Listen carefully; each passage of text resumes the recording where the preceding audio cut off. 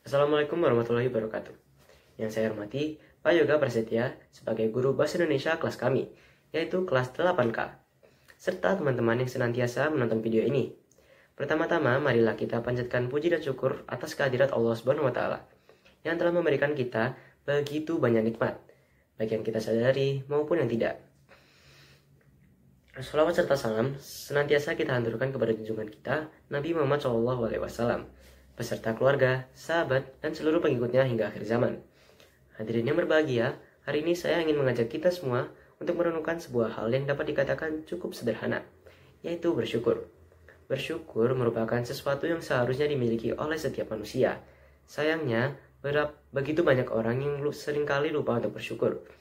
Kita lebih sering melihat apa yang tidak kita miliki dibandingkan apa yang sudah ada. Bersyukur bukan hanya sekedar mengucapkan kalimat terima kasih, tetapi juga tentang bagaimana kita menerima setiap ketetapan Tuhan dengan ikhlas dan penuh kesadaran bahwasanya semua yang terjadi bagi kita merupakan hal yang terbaik. Bersyukur juga dapat diartikan menghargai hal-hal yang kecil, seperti kesehatan, keluarga, dan teman-teman yang selalu mendukung kita. Sayangnya, manusia seringkali baru menyadari betapa berharganya sesuatu setelah ia kehilangannya. Hadirin yang saya hormati, sangat amat banyak alasan kita seharusnya bersyukur dalam kehidupan ini. Beberapa di antaranya adalah, yang pertama, karena semua yang kita miliki merupakan sebuah anugerah. Seringkali kita merasakan bahwasanya apa yang kita peroleh merupakan hasil dari usaha kita sendiri. Memang benar bahwasanya kerja keras adalah bagian penting dalam meraih sesuatu. Tetapi tanpa izin dan pertolongan Tuhan, kita tidak bisa melakukan apapun, meskipun itu hanya sekedar bernafas.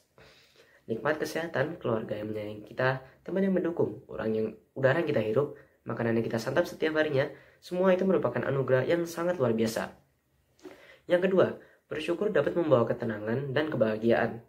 Orang yang bersyukur akan lebih bahagia karena ia tidak terus-menerus membandingkan dirinya dengan orang lain.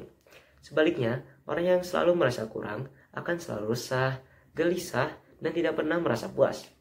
Coba kita lihat orang-orang yang hidupnya sederhana. Tidakkah mereka terlihat selalu tersenyum serta menikmati kehidupannya? Namun sebaliknya, coba kita lihat orang-orang yang kaya raya. Terkadang orang itu dapat merasa kurang puas dengan apa yang kita miliki.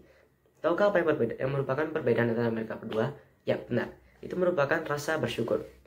Yang ketiga, bersyukur dapat menjauhkan kita dari sifat sombong. Seseorang yang tidak bersyukur cenderung merasa bahwasannya semua yang ia lakukan merupakan hasil jeripayahnya sendiri. Padahal tanpa kesehatan, tanpa udara untuk bernafas, tanpa kemampuan berpikir, kita tidak bisa melakukan apapun. Banyak orang yang terjerumus dalam kesombongan karena mereka merasa lebih hebat daripada orang lain. Mereka lupa bahwasannya semua yang mereka miliki dapat hilang dalam sekejap. Oleh karena itu, bersyukur merupakan cara terbaik untuk tetap rendah hati dan mengingat bahwasannya semua hal yang kita miliki merupakan hanya sebuah titipan. Lalu lantas bagaimana sih caranya bersyukur? Bersyukur bisa dilakukan dengan berbagai cara, diantaranya yang pertama, bersyukur dengan lisan. Cara paling sederhana adalah dengan mengucapkan kata syukur seperti terima kasih, alhamdulillah, dan atau ungkapan lainnya yang menunjukkan rasa terima kasih atas nikmat yang telah diberikan. Yang kedua dapat dilakukan dengan hati. Bersyukur dengan hati berarti selalu merasa cukup dengan apa yang kita miliki dan menerima segala ketetapan dengan lapang dada. Ini bukan berarti kita tidak boleh berusaha untuk menjadi lebih baik, tetapi kita harus tetap merasa bahagia dengan keadaan kita saat ini. Yang ketiga dan yang terakhir yaitu bersyukur dengan perbuatan. Cara bersyukur yang paling tinggi merupakan cara perbuatan.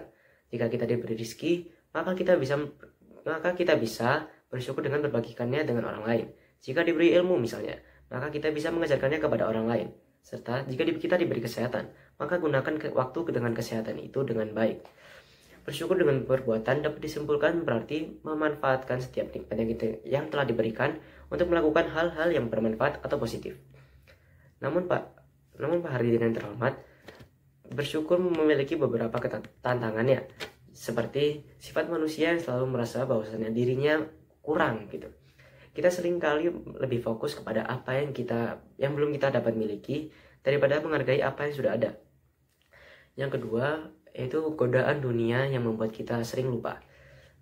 Teknologi, media sosial, dan gaya hidup modern seringkali membuat kita membandingkan diri dengan orang lain, sehingga seringkali merasa tidak cukup.